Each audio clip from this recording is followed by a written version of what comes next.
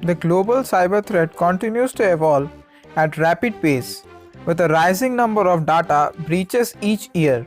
A report by Risk Based Security revealed that shocking 7.9 billion records have been exposed by data breaches in the first 9 months of 2019 alone. The figure is more than double the number of records exposed in the same period in 2018. As we are living in 21st century, cyber threats are not new to us. So in this video, I am going to show you what is cybersecurity and how it works. What's up guys, I am Sandeep and you are watching Doable.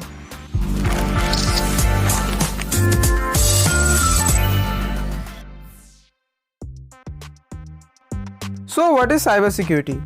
Cybersecurity is the practice of defending computers, servers, mobile devices, electronic systems, network and data from unauthorized access or attacks that are aimed for exploitation.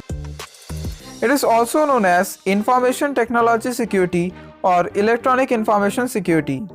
The term applies in variety of contexts, from businesses to mobile computing, and can be divided into a few common categories. Application security. Application security encompasses measures or countermeasures that are taken during the development life cycle to protect applications from threats that can come through flaws in the application, design, development, deployment, upgrade, or maintenance. Application security may include hardware, software, and procedures that identify or minimize the security vulnerabilities. A router that prevents anyone from viewing a computer's IP address from the internet is a form of hardware application security. But security measures at the application level are also typically built into the software, such as an application firewall that strictly defines what activities are allowed and prohibited. Information security. Information security or InfoSec is concerned with protecting information from unauthorized access. It's a part of information risk management and involves preventing or reducing the probability of unauthorized access, use, disclose, disruption to avoid identity theft and to protect privacy. Identity theft is used to refer to all the types of crime in which someone wrongly obtains and uses another person's personal data in some way that involves fraud or deception, typically for economic gain. If a security incident does occur, information security professionals are involved with reducing the negative impact of the incident. Disaster recovery. Disaster recovery planning or DRP is a process that includes performing risk assessment, establishing the priorities, developing recovery strategies in case of disaster. When DRPs are properly designed and executed, they enable the efficient recovery of critical systems and help an organization to avoid further damage to mission critical operations. Any business should have a concrete plan for the disaster recovery to resume normal business operation as quickly as possible after a disaster. Operational security. Operational security includes the processes and decisions for handling and protecting data assets.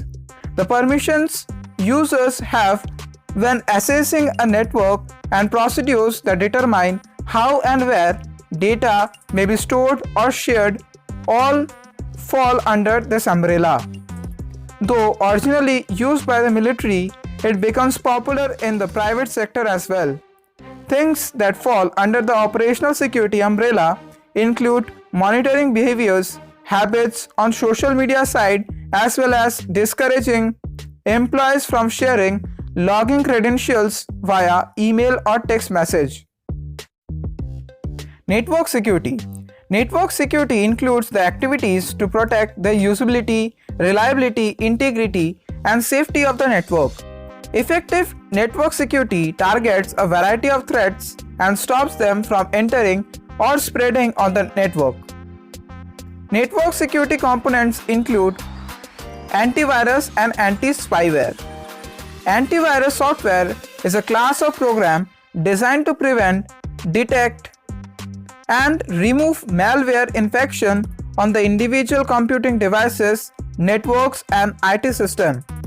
It typically runs as a background process scanning computer, server, or mobile devices to detect and restrict the spread of malware.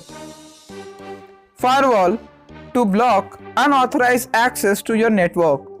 It essentially the barrier that sits between a private internal network and the public internet. A firewall's main purpose is to allow non-threatening traffic in and to keep dangerous traffic out.